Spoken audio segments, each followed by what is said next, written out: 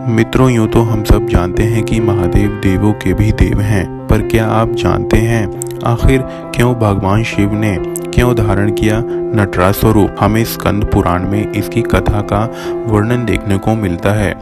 मित्रों, इस संपूर्ण सृष्टि में भगवान शिव के कई रूप विद्यमान हैं, जिनमें से एक रूप नटराज का भी है, जिनके बारे में यह कहा जाता है कि यह भगवान शिव की आनंदमय अवस्था है। मित्रों, इस संपूर्ण सृष्टि में भगवान शिव के अनेक रूप विद्यमान हैं, जिनमें से एक रूप नटराज का भी है, जिनके बारे में यह कहा जाता है कि यह भगवान शिव की आनंदमय अवस्था भी है।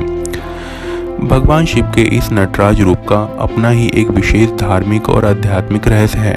सनातन धर्म के अनुसार त्रिदेवों में भगवान शिव को सबसे महत्वपूर्ण और शक्तिशाली माना गया है। यूँ तो भगवान शिव के विभिन्न रूप और उनकी लीलाएं हमेशा से ही कौतूहल का विषय रही है, परंतु भगवान शिव के नटराज रूप की ऐसी मान्यता है कि शिव के नटराज रूप की अवधारणा उनके आनंदमय तांडव नृत्य से जुड़ी हुई है। शिव के इस नटराज रूप का अर्थ जितना व्यापक है उतना ही ग्रहण करने वाला भी है। दूसरे शब्दों में कहे तो शिव का नटराज स्वरूप निर्माण और विनाश दोनों की प्रक्रिया को दर्शाते हैं। तो चलिए मित्रों, शुरू करते हैं और जानते हैं कि भगवान शिव का नटराज स्वरूप क्या है। मित्रों, जैसा कि हम सब जानते हैं, सभी देवी देवताओं में भगवान शिव सर्वप्रथम है। सभी देवताओं के आराध्य हैं। महादेव तीनों लोगों के अधिष्ठाता देव हैं। पुराणों के अनुसार सृष्टि के आरंभ में इस ब्रह्मांड के संहारक और पालनकर्ता भगवान शिव की एक ज्योति स्तंभ के रूप में प्रकट से हुआ था। मित्रों, वैसे तो भगवान शिव के कई प्रसिद्ध रूप हैं, जिनमें उनका रुद्र और नटराज रूप बहुत प्रसिद्ध है। शिव महापुराण में भोलेनाथ के सभी रूपों का विस्तार पूर्वक वर्णन देखने को मिलता। भगवान शिव ने इस ब्रह्मांड के कल्याण के लिए असंख्य रूप धारणा किए और उनका हर रूप भक्तों के मन को मोह लेने वाला है। मित्रों, शास्त्रों में ऐसा वर्णन मिलता है कि प्रदोष काल के भगवान शिव कैलाश पर्वत पर उपस्थित रजत भवन में डमरू बजाते हुए बड़े आनंद से नृत्य कर रहे। उस समय सभी देवी देवताओं भगवान शंकर की पूजा और स्तुति करने के लिए कैलाश पर्वत पर माँ सरस्वती बीणा बजा रहे, इंद्र बंशी धारण कर रखे थे, ब्रह्मा जी ताल देते थे, महालक्ष्मी गीत गाती थी और स्वयं भगवान विष्णु मृदंग बजाकर भगवान शिव की आराधना कर रहे थे। प्रदोष काल में सभी यक्ष, गंधर्व, नाग, किन्नर, सिद्ध, ग्रह, नक्षत्र और अप्सराएं भी नटराज भगवान शिव की आराधना में लीन थे। भगवान शिव के तांडवों के दो रूप माने गए हैं। पहला रूप उनके क्रोध का है, जो विनाशकारी प्रचंड तांडव का है, और दूसरा रूप आनंद तांडव का है। लेकिन ज्यादातर सभी लोग तांडव शब्द को भगवान शिव के क्रोध से जोड़कर देखते हैं। शिव के रौद्र तांडव को रुद्र कहा जाता है और शिव के आनंद तांडव को नटराज कहा जाता है। प्राचीन आचार्य और ऋषि मुनियों के अनुसार भगवान शिव के हर्षित तांडव से ही इस सृष्टि की उत्पत्ति हुई और उनके भयंकर तांडव नृत्य से ही सृष्टि विलीन भी हो जाएगी। महादेव का यह नटराज रूप भी उनके दूसरों रूपों की भांति बहुत आकर्षित है। मित्रों, इनकी व्याख्या कुछ इस प्रकार है। नटराज शिव की चार भुजाएं हैं, जो एक अग्नि चक्रों से घिरी हुई है। वह अपने एक पैरों से एक बौने राक्षस को नीचे दबाए हुए हैं और उनका दूसरा पैर नृत्य मुद्रा के ऊपर की ओर उठा हुआ है।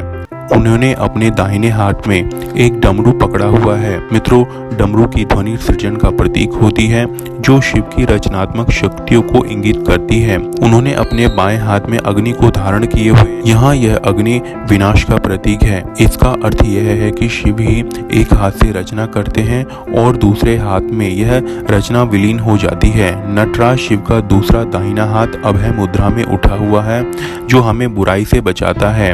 नटराज शिव का उठा हुआ पैर मोक्ष का प्रतीक है। यहाँ उनका दूसरा बायां हाथ उनके उठे हुए पैरों की ओर इशारा करते हैं। इसके द्वारा हमें पता चलता है कि भगवान शिव हमें मोक्ष का मार्ग सुझाते हैं, अर्थात भगवान शिव के चरणों में ही मोक्ष है। नटराज शिव के पैरों के नीचे कुचला हुआ बौना दानव अज्ञानता का प्रतीक है, जिसे शिव नष्ट कर देते हैं। शिव अज्ञान का विनाश करते हैं। नटराज मुद्रा में चारों ओर उठी हुई अग्नि की लपटें इस ब्रह्मांड का प्रतीक हैं। नटराज के शरीर पर लहरते हुए सांप यह कुंडलिनी शक्ति का प्रतीक है। नटराज की यह संपूर्ण आकृति ओंकार जैसी दिखाई देती है, जिसका अर्थ है कि ओम शिव में ही निहित है। मित्रों, शिव के नटराज स्वरूप से जुड़ी हुई कुछ कथाएं भी हैं। पहली कथा कुछ इस प्रकार की है। स्कंद पुराण में भगवान नटराज से संबंधी एक कथा है, जिसके अनुसार वनप्रस्थ में रहने वाले तपस्वी साधु मोह माया के वशीभूत होकर अपने तप के कारण अभिमानी हो गए। वे लोग साधारण मनुष्यों को तुच्छ प्राणी समझने लगे। उन सबका वह व्यवहार देखकर कैलाशपति भगवान शिव ने उन साधुओं के अहंकार को तोड़ने का निश्चय किया। तब भगवान शिव ने एक साधारण भिक्षु का रूप धारण और उस जंगल में विचरण करने लगे। उस दौरान उन्होंने पाया साधुओं के बीच जीवों की रचना और सर्वश्रेष्ठ जीवों के विषय पर चर्चा चल रही थी। उन साधुओं में स्वयं सर्वश्रेष्ठ होने की मानसिकता विकसित हो चुकी थी, इसीलिए उन्होंने भगवान की पूजा न करने का निर्णय लिया। यह सब साधुगण मानने लगे थे कि संसार केवल ऋषियों पर ही टिका हुआ है। उनकी यह बातें सुनकर भिक्षुओं का रूप धारणकारी शिव ने अपने तर्क से उन सब ऋषियों की बातों को गलत साबित कर दिया। शिव को ऐसा करते देख अहंकार से भरे हुए साधुओं ने शिव को दंड देने की योजना बनाई। तब उन्होंने अपनी मंत्र शक्ति से एक राक्षस और कई सांपों को उत्पन्न किया। यह देखकर महादेव शिव ने एक अनोखा रूप धारण कर अपनी एक नृत्य मुद्रा में राक्षस और उनके सांपों को मार डाला। तभी से नटराज की मूर्ति में भगवान शिव को चारों ओर नागों से लिपटा हुआ दिखाया जाता है।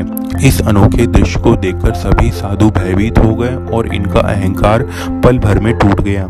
सभी साधुओं ने शिव से क्षमा मांगी और उनके नटराज स्वरूप की आराधना करने लग गए। इस प्रकार तभी से भगवान शिव के नटराज स्वरूप को सृजन और साथ ही विनाश प्रतीक के रूप में माना जाता है।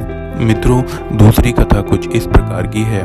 शिव महापुराण के अनुसार माता पार्वती की कठोर तपस्या से प्रसन्न होकर भगवान शिव ने उन्हें वरदान मांगने को कहा।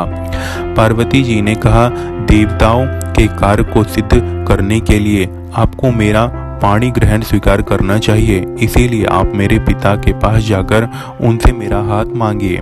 पार्वती के इस तरह कहने पर भगवान शिव ने उन्हें हामी भरते हुए कहा, ऐसा ही होगा। इसके बाद एक दिन हिमालय राज की पत्नी मैना अपनी बेटी पार्वती के साथ महल के प्रांगण में बैठी हुई थी और राजा हिमालय गंगा जी में स्नान करने गए थे। उस समय भगवान शिव बाएं हाथ में एक सिंह और दाहिने हाथ में एक डमरू लेकर मनोहर गीत गाते हुए नृत्य करने लगे। उन्हें नृत्य करता देख नगर के सभी लोग वहां जमा हो गए। उनके नृत्य से प्रसन्न होकर मैना देवी ने उन्हें रत्नों से भरा एक स्वर्ण पात्र दिया, लेकिन नर्तक शिव ने इन्हें लेने से इनकार कर दिया और भिक्षा में पार्वती को मांगने लग गए। यह सुनकर महारानी मैना चकित रह गई और क्रोध में भगवान शिव को महल छोड़ने के लिए कहा। उसी समय पर्वतराज हिमालय भी वहां आ गए और यह जानकर कि नर्तक पार्वती को भिक्षा के रूप में मांग रहा है, उन्होंने भी शिव को महल से बाहर जाने के लिए कहा। तब नट रूप में धरे शिव ने पर्वतराज हिमालय को अपनी माया का प्रभाव दिखाया। हिमालय राज स्वयं भगवान विष्णु, कभी ब्रह्मा और कभी सूर्य के रूप के दर्शन हुए। इसके बाद नटराज रूपी शिव अपने सामने तेजस्वी रुद्र रूप में प्रकट हुए। यह देखकर पर्वतराज हिमालय और मैना रानी चकित रह गए। तत्पश्चात उसके पुनः नट रूपी भगवान शिव ने भिक्षा में पार्वती को मांगा और अंतर ध्यान हो गए। राजा हिमालय और मैना को यह एहसास हुआ कि यह सर्वव्यापी स्वयं भगवान शिव की ही माया है। इस प्रकार माता पार्वती से विवाह के लिए भगवान शिव के नर्तक नटराज का अवतार लिया था।